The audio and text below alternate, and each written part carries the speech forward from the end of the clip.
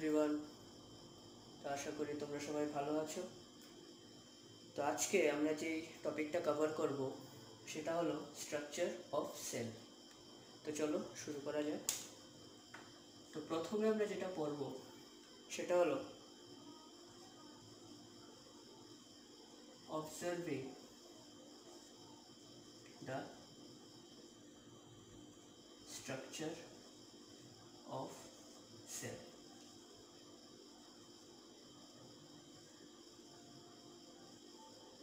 প্রথম আমরা যেটা পড়ব সেটা হলো observing the structure of cell, অর্থাৎ সেলের স্ট্রাকচারটা দেখতে কেমন সেটা আমরা অবজার্ভ করব। ঠিক আছে? তো এই স্ট্রাকচারটা পড়ার জন্য আমরা দেখার জন্য একটা ছোট্ট একটা এক্সপেরিমেন্ট করব। আমরা একটা সিম্পল একটা এক্সপেরিমেন্ট করব। তো এক্সপেরিমেন্টে আমরা কি দিয়ে এক্সপেরিমেন্ট করব? A sample of onion peel. তো এক্সপেরিমেন্টের জন্য আমাদের লাগবে এটা স্যাম্পল অফ অনিয়ন পিল বা পেঁয়াজের খোসা লাগবে আমাদের একটা। ঠিক আছে? তো আমরা কি করব, অনিয়ন পিলটাকে আমরা মাইক্রোস্কোপের নিচে রাখবো, রেখে ভালো করে দেখব। তো মাইক্রোস্কোপের নিচে রাখার পর আমরা কিছু এই যে এমন কিছু স্ট্রাকচারস দেখব। তুমি কি এখানে দেখতে পাচ্ছ কিছু ঘরের মতো অনেকগুলো? তো এই ঘরের মতো যেগুলো কম্পার্টমেন্টস, এদেরকে আমরা বলি সেল। এবং কিছু ব্ল্যাক ডটস দেখতে পাচ্ছ, তো এদেরকে আমরা বলি নিউক্লিয়াস। তো আমি যদি এটাকে এখানে আঁকি,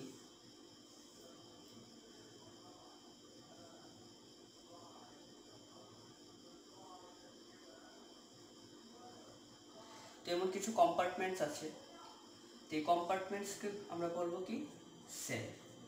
ঠিক আছে? আর সেলের মধ্যে কিছু এমন ব্ল্যাক ডটস আছে, ওদেরকে আমরা কি বলবো?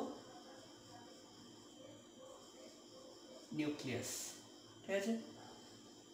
আচ্ছা, এই যে বাউন্ডারিজগুলো,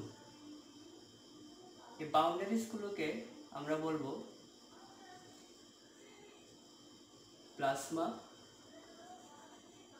মেমব্রেন। আর এই যে ফ্রি জায়গাগুলো আছে, যে খালি জায়গাগুলো আছে সেলের মধ্যে, এগুলো কিছু ফ্লুইডি সাবস্টেন্স অর্থাৎ তরল পদার্থ দিয়ে ফিল করা আছে। তো এই ফ্লুইডি সাবস্টেন্সগুলোকে আমরা কি বলি? সাইটোপ্লাজম। এবং এই সাইটোপ্লাজমের মধ্যেই থাকে সেল অর্গানেলস। তো আমরা যদি এটাকে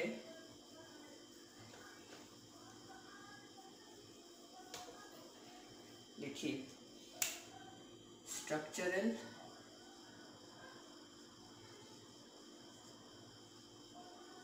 organization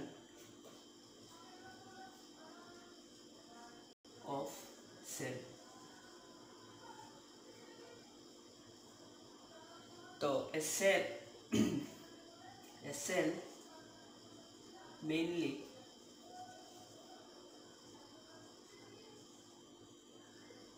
comprises of, তো একটা সেলে আমরা মেইনলি কি কি পাই? প্রথমে আমরা পাই প্লাজমা মেমব্রেন,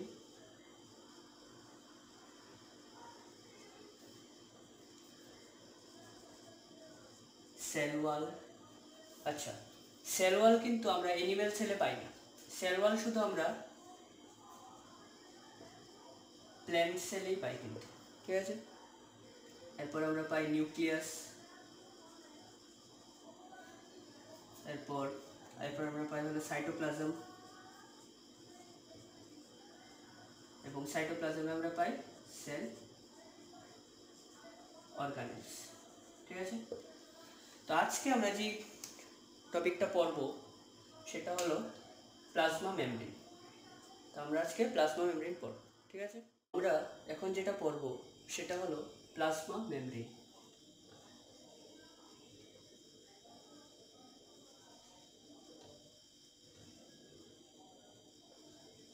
অথবা এটাকে সেল মেমব্রেনও বলা হয়।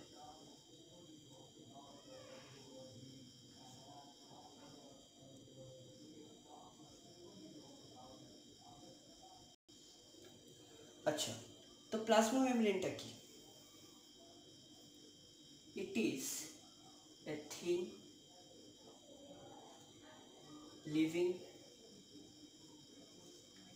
delicate outermost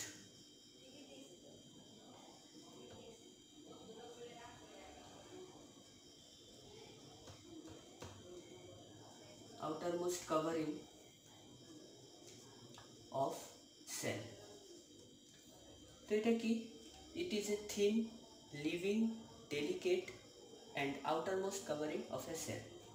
মানে এটা খুব পাতলা, লিভিং এবং খুব নরম। এটা বেশি শক্ত না, এটা নরম এবং সেলের সেলকে যে কাভার করে রাখে একদম বাইরের অংশটাই হলো কি প্লাজমা মেমব্রেন। ঠিক আছে, ইট এনশিওরস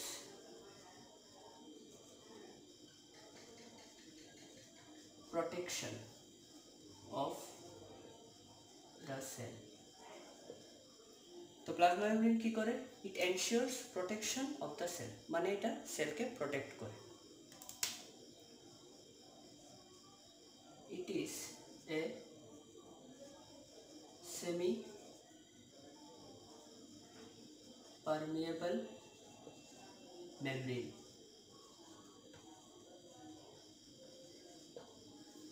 তো প্লাজমা মেমব্রেনটা কি? It is a semi permeable membrane. আচ্ছা, এখন সেমি পারমিয়েবল মেমব্রেন কথাটার অর্থ কি? তো সেমি পারমিয়েবল মেমব্রেনটা বোঝার আগে আমাদের আরেকটা টার্ম জানতে হবে, যেটা হলো fully permeable membrane.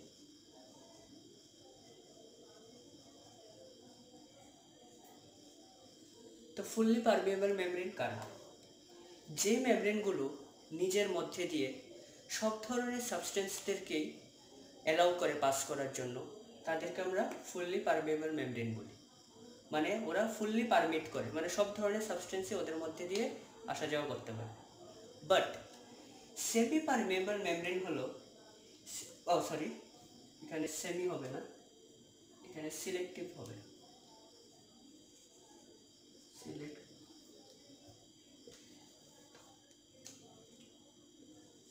selectively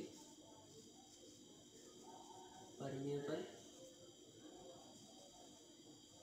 membrane। তো সিলেক্টিভলি পারমিয়েবল মেমব্রেন হলো সেই মেমব্রেন যেগুলো সিলেক্টিভ কিছু সাবস্টেন্সদেরকে নিজের মধ্যে দিয়ে অ্যালাউ করে, সব সাবস্টেন্সদেরকে এগুলো অ্যালাউ করে না। তো কিছু সিলেক্টিভ সাবস্টেন্সই আছে যাদেরকে এই সিলেক্টিভলি পারমিয়েবল মেমব্রেন অ্যালাউ করে। তো এমনই একটা মেমব্রেন হলো প্লাজমা মেমব্রেন বা সেল মেমব্রেন। এরা সব ধরনের সাবস্টেন্সদেরকে সেলের ভিতর আসতে বা বেরোতে দেয় না, কিছু সিলেক্টিভ কিছু সাবস্টেন্সই আছে। ঠিক আছে, তো আমরা জানলাম যে সেলের মধ্যে বিভিন্ন যে সাবস্টেন্সের মুভমেন্ট হয়, এরা কেমন হয়? এগুলো সিলেক্টিভলি পারমিয়েবল মেমব্রেনের দ্বারা হয়। তো এখন সেলের মধ্যে দিয়ে যে বিভিন্ন সাবস্টেন্স আসা যাওয়া করে, তো এই যে মুভমেন্টটা কিভাবে হয়, তো এই মুভমেন্টটা কিভাবে হয় এটা বোঝার জন্য আমাদের আরও দুটো টার্ম জানতে হবে, যেটা একটা হলো ডিফিউশন, আরেকটা হলো অসমোসিস। ঠিক আছে, তো ডিফিউশনটা কি? Diffusion is the movement of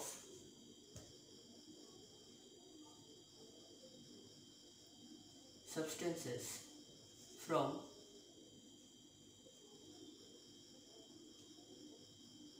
a region of high concentration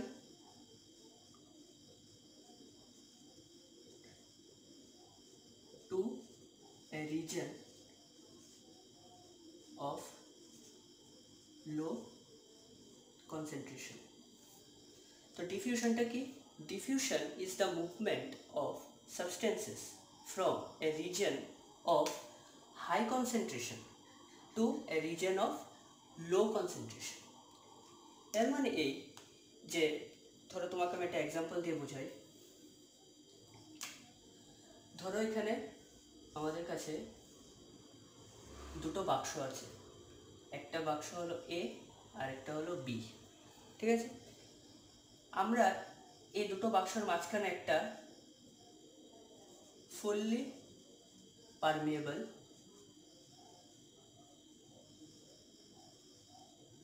membrane লাগালাম, ঠিক আছে, মানে এটা সব ধরনের সাবস্টেন্সদেরকে অ্যালাউ করবে। এবার এর মধ্যে যে সাবস্টেন্সটা আছে এটার যে ঘনত্ব বা কনসেন্ট্রেশন এটা খুব বেশি, ঠিক আছে, কিন্তু বি এর মধ্যে যে সাবস্টেন্সটা আছে এটার ঘনত্বটা এত না, মানে এর তুলনায় খুব কম। তো ডিফিউশন কি বলছে আমাদের? ডিফিউশন বলছে যে diffusion is the movement of substances from region of high concentration to a region of low concentration. তার মানে এই যে যেহেতু এর কাছে সাবস্টেন্সের যে কনসেন্ট্রেশনটা এটা বেশি, তাহলে এই সাবস্টেন্সগুলো দিকে মুভ করবে through this semi permeable membrane. তো এই যে মুভ করছে সাবস্টেন্সগুলো, এই ফিনোমেননটাকে আমরা কি বলি? ডিফিউশন, ঠিক আছে। তো এবার সেকেন্ড টার্মটা যেটা হলো osmosis.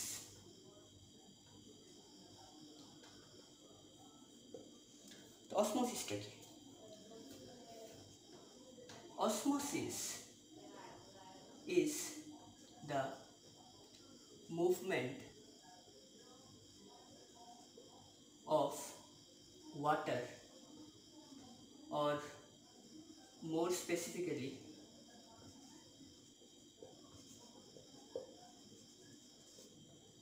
solvent, from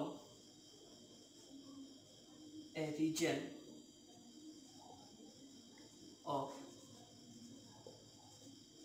high concentration to high concentration of solute, sorry এখানে low হবে, from a region of low concentration of solute to a region of high concentration of solute through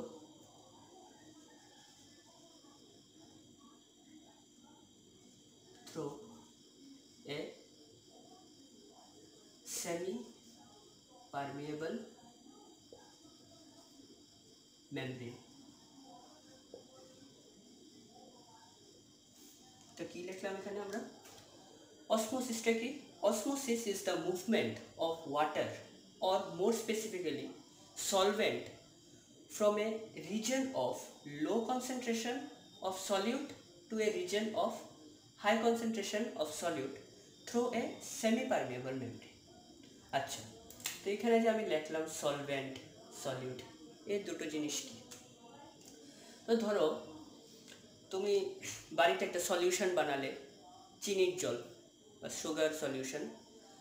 তো চিনির জল আমরা কি করি? জল নিই, এর মধ্যে আমরা সুগার, চিনি দিই, মিশাই, ঠিক আছে। তো আমরা কি পাই? একটা সুগার সলিউশন পাই, ঠিক আছে। এখন একটা যে কোনো সলিউশনে দুটো পার্ট থাকে, একটা হলো সলিউট আর একটা হলো সলভেন্ট, দুটো পার্ট থাকে। তো আমরা সলিউট কাকে বলি? একটা সলিউশনে যে জিনিসটাকে আমরা মিশাই বা যেটা একটা সলিউশনে কম পরিমাণে থাকে আমরা এটাকে বলি সলিউট। আর যেই সলিউশনে মানে আমরা যার মধ্যে ওকে মিশাচ্ছি, যেমন এখানে চিনিকে আমরা জলের মধ্যে মিশাচ্ছি, বা যার যে ভলিউমটা সলিউশনে বেশি ওকে আমরা কি বলি? সলভেন্ট, ঠিক আছে। তো এই কেসটার জন্য সুগার সলিউশনে সলিউট কারা? সুগার, কারণ আমরা সুগার মিশাচ্ছি, তো এটা সলিউট। আর সলভেন্টকে ওয়াটার। তো বুঝতে পারলে সলিউট আর সলভেন্ট কি? তো এখানে আবার পড়ি আমরা, osmosis is the movement of water. Mainly osmosis ওয়াটারের জন্যই হয়, ঠিক আছে। Movement of water, or more specifically বা আরও ভালো করে বলতে গেলে আসলে এটা movement of solvent from a region of low concentration of solute to a region of high concentration of solute through a semi permeable membrane. আচ্ছা, আমরা আরেকটু আগে পড়লাম যে সিলেক্টিভলি পারমিয়েবল মেমব্রেন, আর এটা হলো সেমি পারমিয়েবল মেমব্রেন। দুটোর যে মিনিংটা দুটোই কাছাকাছি প্রায়, বাট সিলেক্টিভলি পারমিয়েবল মানে কিছু সিলেক্টিভ কিছু যেতে পারবে।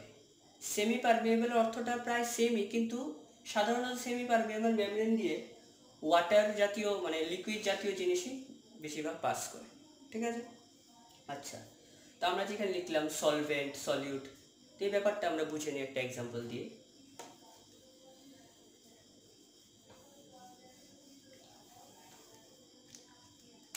তো সেম আমরা আবার একটা এক্সাম্পল নিই। দুটো বাক্স, একটা এ আর একটা বি, দুটোর মধ্যে সলভেন্ট তুমি ওয়াটার নিতে পারো। সলভেন্টের যে ভলিউমটা, সলভেন্টের যে মাত্রাটা, এটা সেম। এখন এ নাম্বার কম্পার্টমেন্টটাতে যে সলিউটের যে কনসেন্ট্রেশন বা ঘনত্বটা, এটা খুব বেশি, কিন্তু বিতে এতটা না।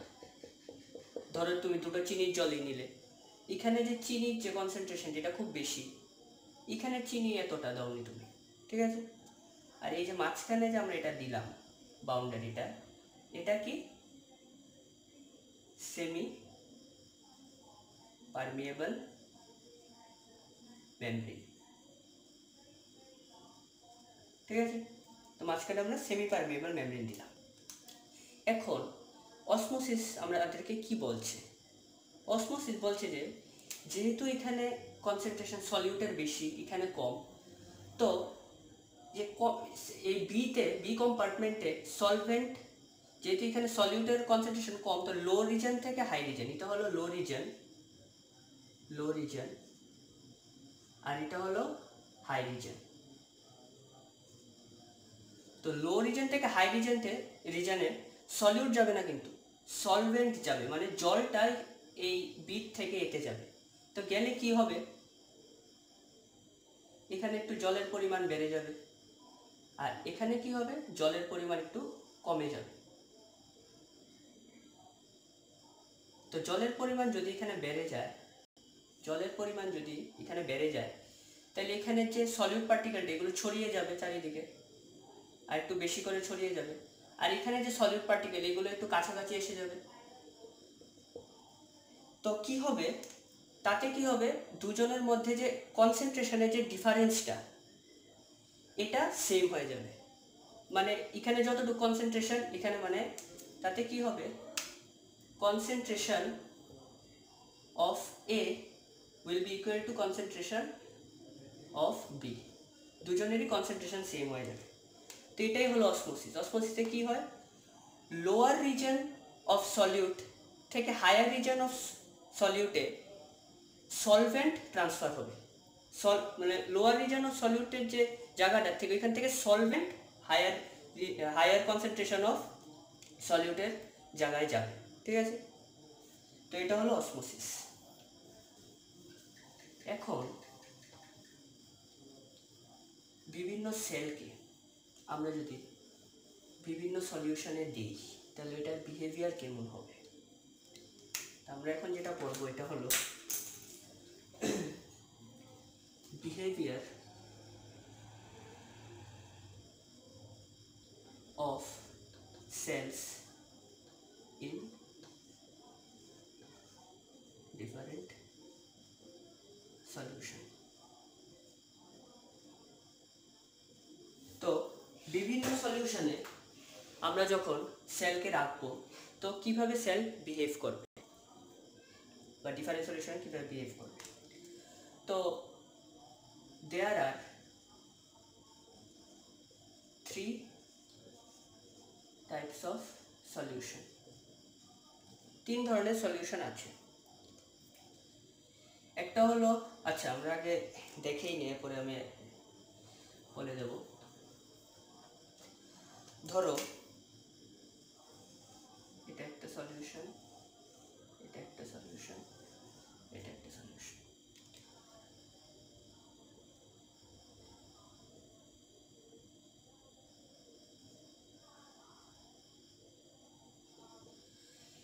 এখানে আমরা কিছু সেল রাখলাম, এই সলিউশন, এটা সলিউশন এ, এটা বি, এটা সি।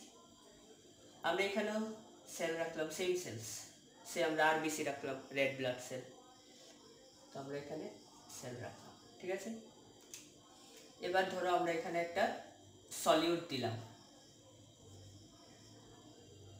ঠিক আছে। সলভেন্ট সবগুলোতে সেম, এখানে আমরা একটা সলিউট দিলাম, ঠিক আছে। যে সলিউটটা দিলাম এটার যে ঘনত্বটা এই সলিউশনটাতে, আর সেলের ভিতরে যে সলিউটটা আছে, সে তোমার সেলের ভিতরে সলিউটটা আর আমরা যে সলিউটটা দিলাম এটা সেম, ঠিক আছে। তো সেলের ভিতরে যে সলিউটটা আছে এটার যে ঘনত্বটা, আর সেলের বাইরে মানে আমরা এই জায়গাটাকে আমরা এনভায়রনমেন্ট বলতে পারি।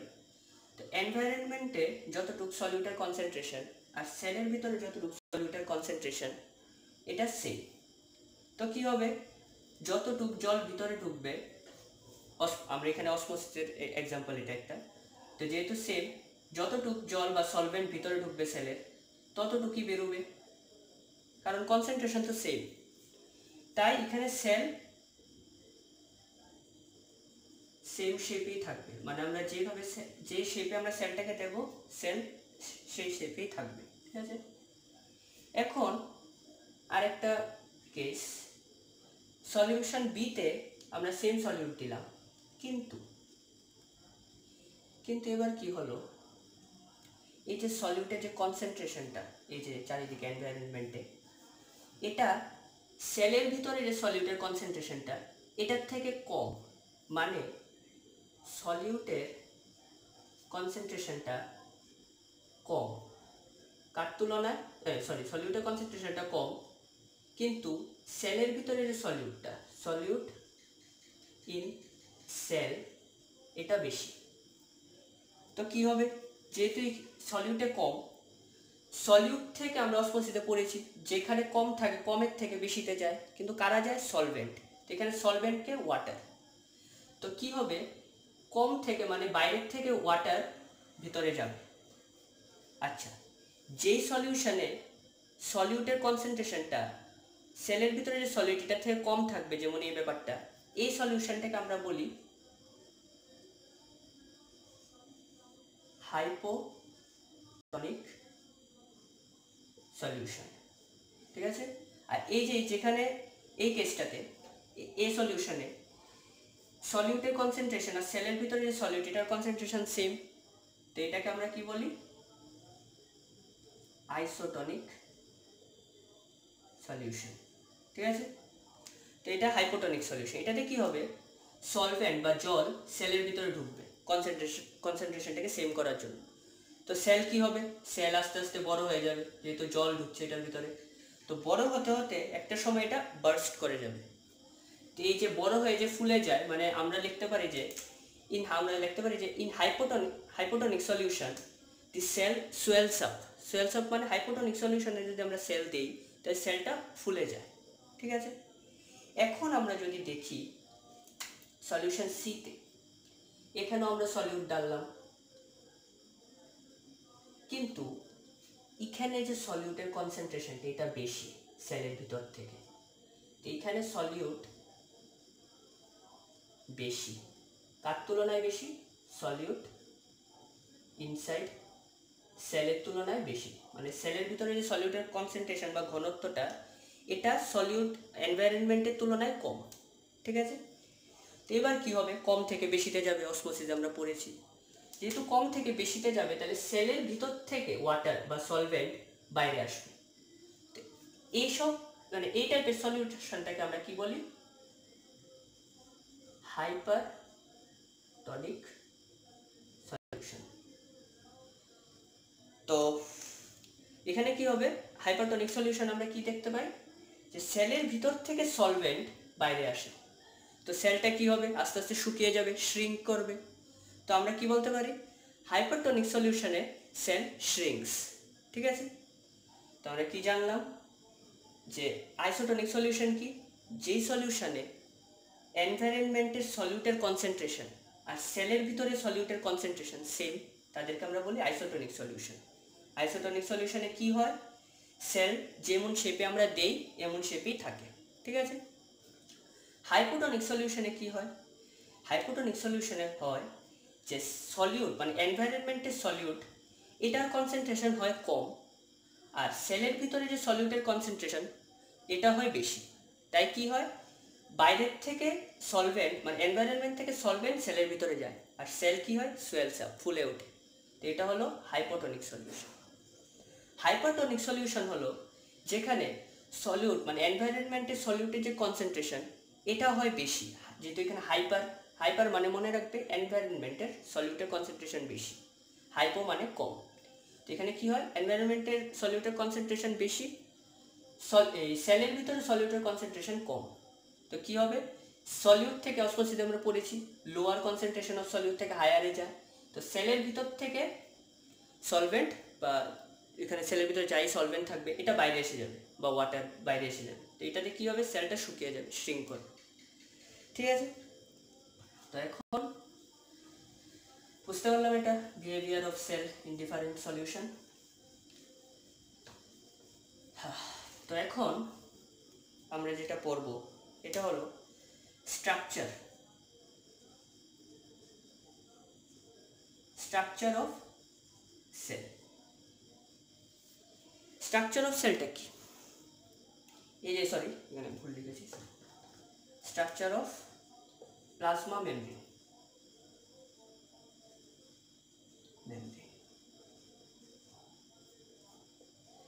প্লাজমা মেমব্রেনের স্ট্রাকচারটা কেমন? It is made up of lipids and proteins, ঠিক আছে। তো it is made up of lipids and proteins. Lipids proteins তোমরা বড় হলে পড়বে বড় ক্লাসে, আমরা এখন এটা আর আলোচনা করি না, ঠিক আছে। তুমি এতটুকু মনে রাখো যে প্লাজমা মেমব্রেনের যে স্ট্রাকচারটা এটা লিপিডস এবং প্রোটিনস দিয়ে তৈরি হবে, ঠিক আছে। আরেকটা হলো ইট ইজ মানে যে plasma membrane, it is A lipid bilayer structure. আচ্ছা, এখন লিপিড বাইলেয়ার স্ট্রাকচারটা কি এটা আমরা পড়বো। এর আগে আমাদের একটা জিনিস জানতে হবে যে টাইপস অফ লিপিডস।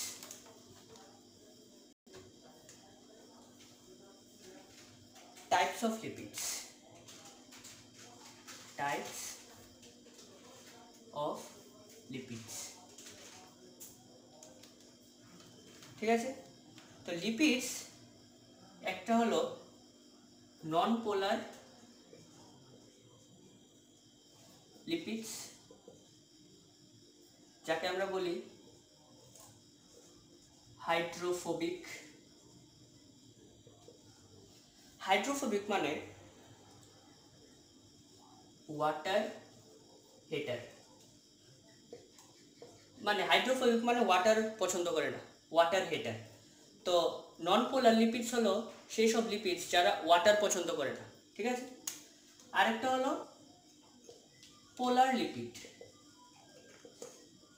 বা হাইড্রোফিলিক। হাইড্রোফিলিক মানে কি, ওয়াটার লাভার, মানে ওয়াটার যারা পছন্দ করে। তো পোলার লিপিডস হলো যারা ওয়াটার পছন্দ করে, তাদেরকে আমরা কি বলি, হাইড্রোফিলিক। এখন আরেকটা লিপিড আছে, সেটা হলো অ্যামফিপ্যাথিক লিপিডস। আরেকটা হলো অ্যামফিপ্যাথিক লিপিডস। অ্যামফি মানে বোথ, তার মানে কি, অ্যামফিপ্যাথিক লিপিডস হলো সেই লিপিডসগুলো, আমি এটা লিখছি, those lipids which has both hydrophobic and as well as hydrophilic philic ends. তার মানে কি, অ্যামফিপ্যাথিক লিপিডস হলো সেই লিপিডসগুলো যাদের মধ্যে দুই ধরনের এন্ড মানে দুই ধরনের অংশই আছে, হাইড্রোফোবিক অংশও আছে ওই লিপিডসটাতে, হাইড্রোফিলিক অংশও আছে। তো আমরা যে পড়ব লিপিড বাইলেয়ার স্ট্রাকচার, এই স্ট্রাকচারটা আসলে অ্যামফিপ্যাথিক লিপিডস দিয়েই তৈরি হয়। মানে ওইটার মধ্যে হাইড্রোফোবিক এন্ডও আছে, মানে ওয়াটার হেটার এন্ডও আছে, আবার হাইড্রোফিলিক মানে ওয়াটার লাভার এন্ডও আছে। ঠিক আছে, তো আমরা এখন যেটা পড়ব সেটা হলো লিপিড বাইলেয়ার স্ট্রাকচার। আমরা এখন দেখি লিপিড বাইলেয়ার স্ট্রাকচারটা কি। তো এই যে আমি আঁকলাম, এটা হলো একটা লিপিড বাইলেয়ার স্ট্রাকচার। তো এখানে তুমি বিভিন্ন, আমি যেটা আগে বললাম যে লিপিড বাইলেয়ার স্ট্রাকচারটা অ্যামফিপ্যাথিক লিপিড দিয়ে তৈরি। তো এগুলো সবগুলোই হলো অ্যামফিপ্যাথিক লিপিড। তো আমরা যদি এখান থেকে একটা স্ট্রাকচার, অ্যামফিপ্যাথিক লিপিডসের একটা স্ট্রাকচার যদি বড় করে দেখি, তেমন এর মধ্যে এই যে অংশটা, এই যে অংশটা, এটাকে আমরা বলি হাইড্রোফিলিক এন্ড। তো হাইড্রোফিলিক কি বলেছিলাম, যারা জল পছন্দ করে। তো এই অংশটা হলো হাইড্রোফিলিক এন্ড, আর এই অংশটা হলো হাইড্রোফোবিক এন্ডস, মানে যারা জল পছন্দ করে না। তো এটা হলো একটা অ্যামফিপ্যাথিক লিপিডের স্ট্রাকচার। তো এটা দিয়ে পুরো লিপিড বাইলেয়ারটা তৈরি হয়েছে। তো যেহেতু এখানে এই যে এই রিজনটা বা এই রিজনগুলো সবগুলো হাইড্রোফিলিক এন্ডস দিয়ে, তো আমরা এই রিজনটাকে কি বলবো, হাইড্রোফিলিক রিজন। এবং যেহেতু এই জায়গাটা সব হাইড্রোফোবিক এন্ড দিয়ে তৈরি, তো আমরা এই জায়গাটাকে কি বলবো, হাইড্রোফোবিক রিজন। ঠিক আছে, এখন আমি যে বলেছিলাম মনে আছে যে লিপিড বাইলেয়ার স্ট্রাকচার মানে প্লাজমা মেমব্রেন কি দিয়ে তৈরি, it is made up of lipids and proteins. তো প্রোটিনস কোথায় এখানে, তো আমি লিখছি, দেখো proteins are embedded in continuous bilayer of lipid molecule। তো কি লিখলাম, proteins are embedded in continuous bilayers of lipid molecule. মানে এখানে কন্টিনিউয়াস কিছু কিছু জায়গার পর এখানে প্রোটিনস এমবেডেড থাকে। যেমন এখানে একটা প্রোটিন বড়, এখানে আরেকটা প্রোটিন থাকবে, এমন বিভিন্ন জায়গায় এই স্ট্রাকচারটার বিভিন্ন জায়গায় প্রোটিনস এমবেড করা থাকে বা অনুবিদ্ধ করা থাকে। এই যে পুরো স্ট্রাকচারটা, যেখানে পুরো স্ট্রাকচার বেসিক যে স্ট্রাকচারটা, এটা এই অ্যামফিপ্যাথিক লিপিডস দিয়ে হয়। এবং এই অ্যামফিপ্যাথিক লিপিডসের মাঝখানে আমরা কি পাই, প্রোটিন স্ট্রাকচারস পাই। এখন এখানে বিভিন্ন টাইপের প্রোটিনস থাকে, আমি জাস্ট এখানে বললাম প্রোটিন। তো এখানে বিভিন্ন টাইপের প্রোটিন থাকে, যেটা তোমরা আগে পড়বে। ঠিক আছে, তো এটাই হলো বেসিক যেটা লিপিড বাইলেয়ার স্ট্রাকচারটা, এটা দিয়েই আমাদের প্লাজমা মেমব্রেনটা তৈরি। ঠিক আছে, তো এখন আমরা যেটা পড়ব সেটা হলো ফাংশন, যে প্লাজমা মেমব্রেনের ফাংশনটা কি। তো ফাংশনস, তো প্রথম ফাংশনটা প্রোটেকশন অফ সেল, যেটা আমরা আগে জানি যে প্লাজমা মেমব্রেন কি করে, সেলকে প্রোটেক্ট করে। ঠিক আছে, এরপরে ফাংশনটা হলো মুভমেন্ট অফ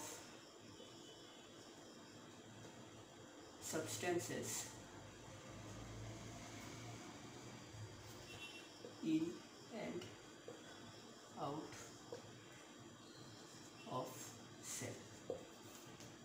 প্লাজমা মেমব্রেন যেটা আমরা পড়লাম কিসে হেল্প করে, এই যে বিভিন্ন সাবস্টেন্স যে সেলের বাইরে ভিতরে আসে যায়, তো এই জন্য প্লাজমা মেমব্রেনই হেল্প করে তাতে। ঠিক আছে, আরেকটা হলো flexibility enables the cell to engulf food from the surroundings. তো প্লাজমা মেমব্রেন খুব ফ্লেক্সিবল বা নমনীয়। তো এই নমনীয়তার কারণে এই সেল বিভিন্ন ফুড পার্টিকেল খেতে পারে। ঠিক আছে, তো কি লিখলাম, flexibility of plasma membrane enables the cell to engulf food from the surroundings. তো ঠিক আছে, তো এগুলো হলো ফাংশনস। একটা হলো কি protection of cell, movement of substances in and out of cell. আরেকটা কি flexibility of plasma membrane enables the cell to engulf food from the surroundings. ঠিক আছে, তো এই দিয়ে আমরা আজকে আমাদের লেকচার শেষ করলাম। তো আশা করি তোমরা বুঝেছো প্লাজমা মেমব্রেনটা কি। তো তোমাদের সাথে দেখা হবে নেক্সট লেকচারে। বাই।